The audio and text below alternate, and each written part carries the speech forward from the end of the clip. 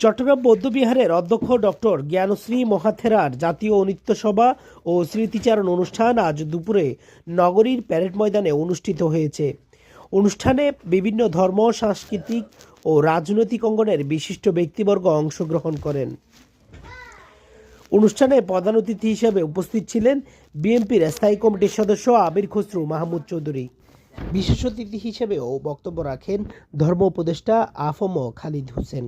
এছাড়া বক্তব্য দেন মহানগর বিএনপির যুগ্ম আহ্বায়ক আবু সুফিয়ান, শিক্ষাবিদ অধ্যাপক ডক্টর সুকোমল বড়ুয়া, পার্বত্য চট্টগ্রাম উন্নয়ন বোর্ডের সদস্য সুমন বড়ুয়া। এতে প্রধান অতিথির বক্তব্যে আমির খসরু মাহমুদ চৌধুরী বলেন, রংধনুর নানা রং মিলেই রংধনু তৈরি হয়েছে। আগামীর বাংলাদেশে হবে একটি rainbow nation. BNP liberal democracy বিশ্বাস করে, তাই এই দেশ হবে সকলের। সংস্কৃতি হবে যার যার, ভাষা হবে যার যার, কিন্তু দেশ হবে সবার।